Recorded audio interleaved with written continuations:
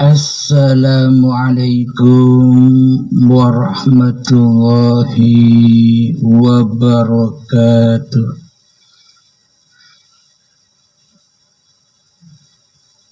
Bismillahirrahmanirrahim. Ashhadu an la ilaha illallah wa ashhadu anna Muhammadar Rasulullah. Allahumma salli ala Sayyidina Muhammad wa ala ali Sayyidina Muhammad. Rabbi syrah li sadri wa yassir li amri wahlul 'uqdatam min lisani yafqahu qawli. Amin. Bismillahirrahmanirrahim.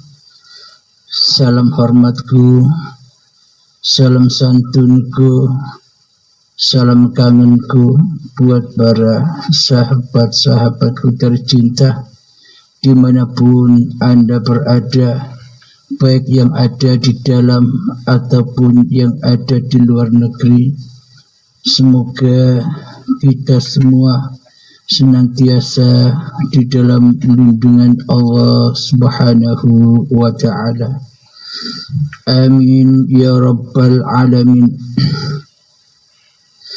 Sebelum kita mulai kajian di subuh yang indah ini, marilah kita kemahkan di dalam nyawa, kemahkan di dalam jiwa, kemahkan di dalam hati, kemahkan di dalam roh, dan kemahkan di dalam kehidupan ini dengan kalimat-kalimat thayyibah. Subhanallah walhamdulillah wa la ilaha illallah wallahu akbar wa la hawla wa la quwwata illa billahil aliyyil azim. Alhamdulillahi rabbil alamin. Pada kali ini kita akan mengkaji yang berjudul Wajahku adalah wajah Tuhanku.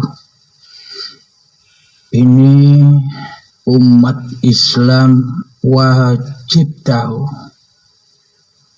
Orang yang merasa agamanya agama Islam wajib tahu.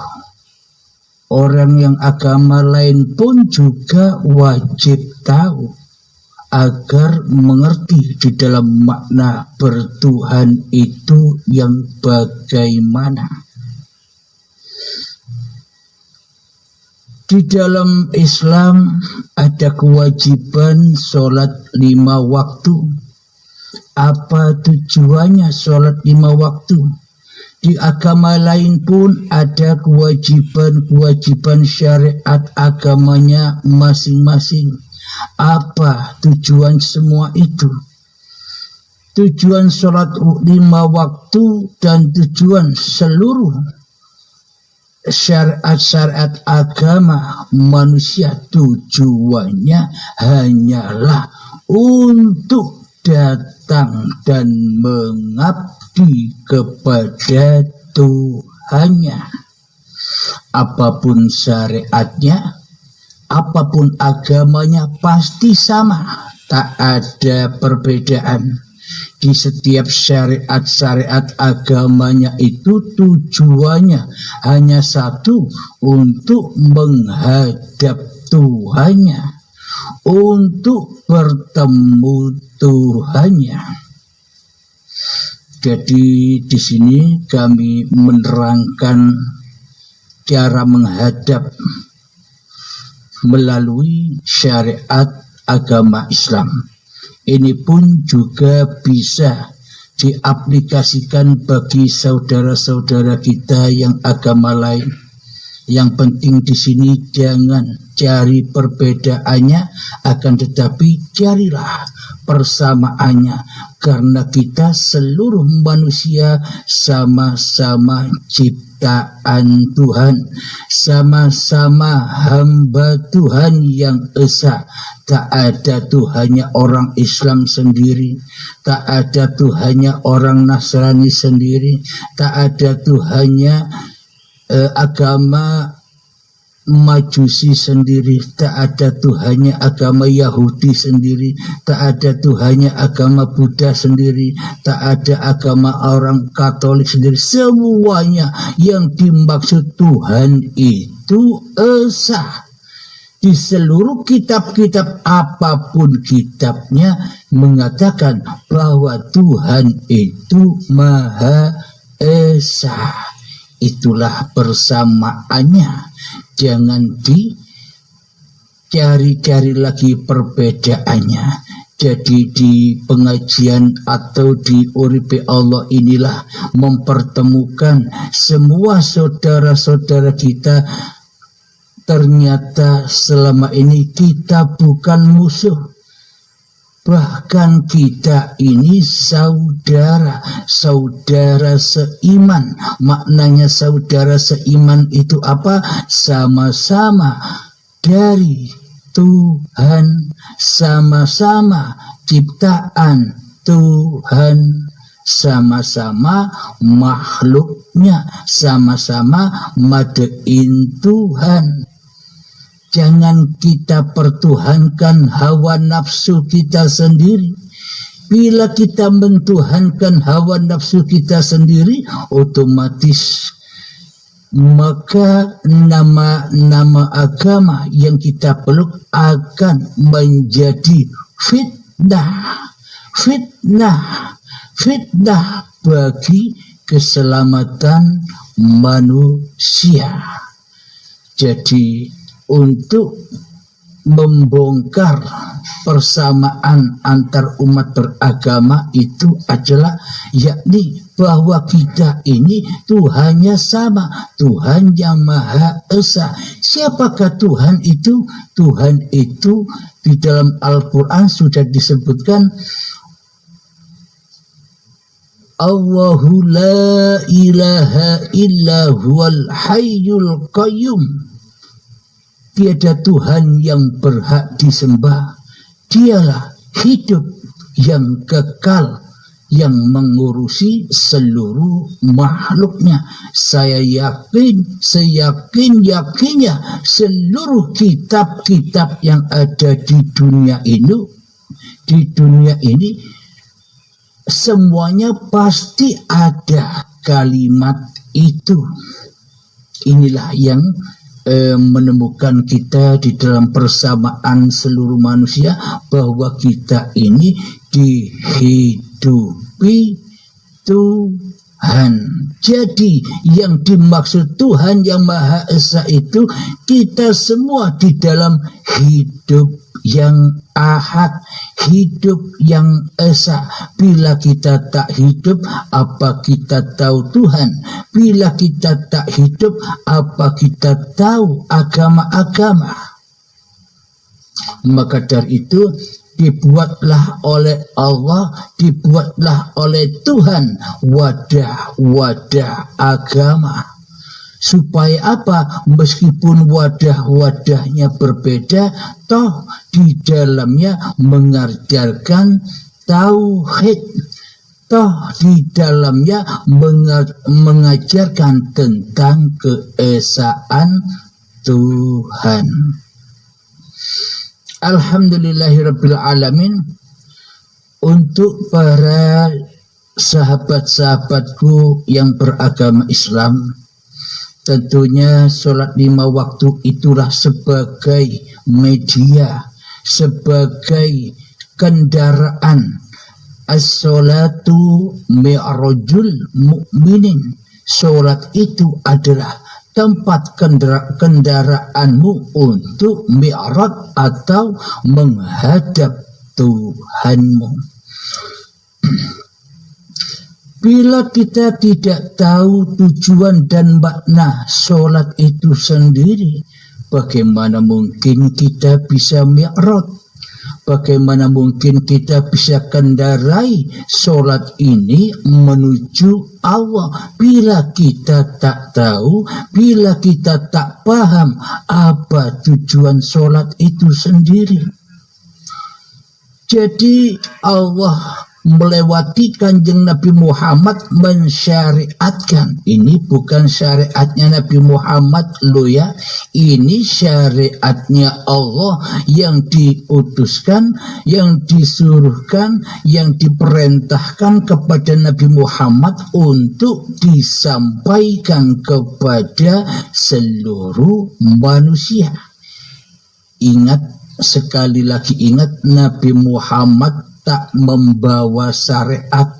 Nabi Muhammad tak bisa syariat, akan tetapi seluruh syariat-syariat yang dibawa junjungan kita Nabi besar Muhammad sallallahu alaihi wasallam itu syariatullah. Apa buktinya? Ini bukan syariatnya Muhammad. Apa buktinya? Syariat yang diperuntukkan kepada para nabi dan para rasul itu sebenarnya bukan syariat masing-masing nabinya, bukan syariat masing-masing rasulnya, akan tetapi seluruh syariat itu dari Tuhannya, dari hidup yang menghidupi manusianya. Buktinya apa? Bahwa Nabi Muhammad tak punya syariat, bahwa Nabi Muhammad tak bisa bersyariat. Bukti logika yang nyata. Ketika Nabi Muhammad berapa-apa saja, beraktivitas apa saja, jangan lupa baca Bismillahirrahmanirrahim. Maknanya setiap aktivitas apapun, detik per detik, jangan luput dengan Bismillahirrahmanirrahim. Inilah pembuka, penuntun jalan apapun aktivitas yang kita kerjakan agar tidak teraku-akui sebagai aktivitas kita, agar seluruh aktivitas itu roji'un, pulang kepada uripe Allah, karena tanpa uripe Allah takkan pernah ada aktivitas. Karena tanpa uripe Allah takkan pernah ada syariat. Karena tanpa uripe Allah takkan pernah ada ibadah sholat-sholatnya seluruh manusia, apapun agamanya, apapun golongannya, apapun alirannya. Bila tak ada uripe Allah, maka ibadah sholat semuanya takkan pernah ada. Inilah bukti bahwa seluruh apapun yang dilakukan oleh manusia itu adalah dari Tuhannya, uripe Allah, syariate urip. Terbukti di dalam firman-Nya Allah, Bismillahirrahmanirrahim, wallahu khalaqakum wa ma ta'malun.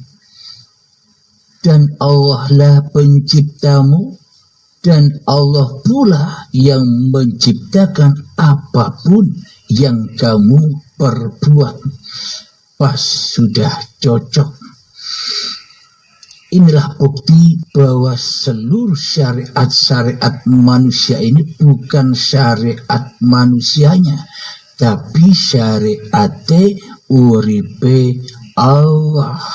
Maka dari itu, selagi kita selagi manusia merasa menganggap bahwa syariat ini datangnya dari syariat yang manusia, yakni dari syariatnya Nabi Muhammad, dari syariatnya Nabi Isa, dari syariatnya Nabi Musa, dari syariatnya Nabi Ibrahim, dari syariatnya Nabi Daud dan sebagainya, maka ini salah kaprah, ini salah pemahaman.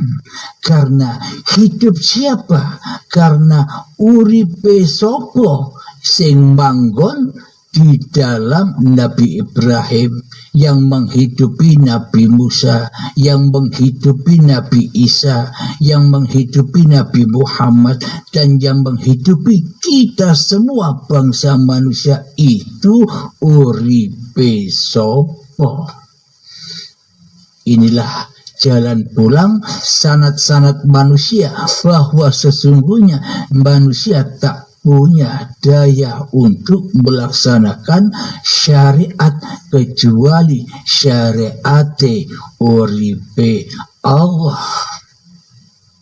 Disinilah para nabi-nabi, disinilah para rasul-rasul diutus untuk menyempurnakan akhlak-akhlak manusianya yang bejat, yang selama ini mengaku-ngaku bisa syariat sendiri, yang selama ini mengaku-aku bisa beraktivitas sendiri tanpa Tuhan, karena selama ini para manusia tak bertuhan. Maka dari itu dianggapnya semua syariat-syariat antar agama, semua syariat-syariat individu manusianya seolah-olah dianggap, seolah-olah diakui sebagai syariatnya manusianya.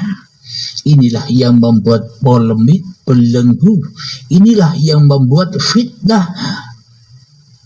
Kemudian iblis dengan bangganya, dengan mudahnya mengadu domba antar umat beragama, karena selama ini para manusia termasuk diri kita belum bertuhan dan beragama di sisi Tuhannya, tidak mengesahkan Tuhan tapi memperbanyak Tuhan-Tuhan di hatinya.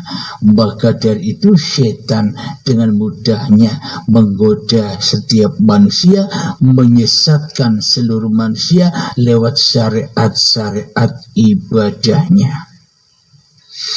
Jadi para manusia, para saudara-saudaraku yang memeluk agama, ini juga bisa dibuat untuk referensi, memunculkan kesadaran kita di dalam bertuhan. Jadi tujuan seluruh manusia itu memeluk suatu agama, pasti seluruh manusia itu ketika percaya memeluk sebuah agama, itu tandanya manusianya percaya kepada Tuhan yang esa, percaya bahwa dirinya hanyalah makhluk. Bila sudah percaya, bila sudah yakin bahwa diri kita ini hanyalah makhluk, tentunya sing obah, tentunya yang bergerak, tentunya yang beraktivitas, tentunya yang hidup dan yang berkuasa ini kan sudah bukan hidup dan kuasa manusianya. Bila manusianya sudah yakin dan percaya bahwa dirinya ciptaan Tuhan, maka seluruh kegiatannya pun dan aktivitasnya pun seluruh kembali kepada semuanya ada di dalam kekuasaan Tuhannya. Bila manusia dikatakan sudah bertuhan. Tapi bila manusia di dalam hatinya belum ada Tuhan, maka ia takkan pernah mau diatur Tuhannya, maka ia takkan pernah rela diperjalankan Tuhannya, maka ia takkan pernah ridho dihidupi oleh Tuhannya di hatinya, meskipun ia memeluk suatu agama. Ia tak ridho bila Allah yang berkuasa atas dirinya. Ini bukti bahwa manusia, ini bukti bahwa kita selama ini belum masuk agamanya Tuhan yang esa. Kita masih mempertuhankan masing-masing diri kita sendiri di hati kita. Jadi wahai saudara-saudaraku seluruh manusia,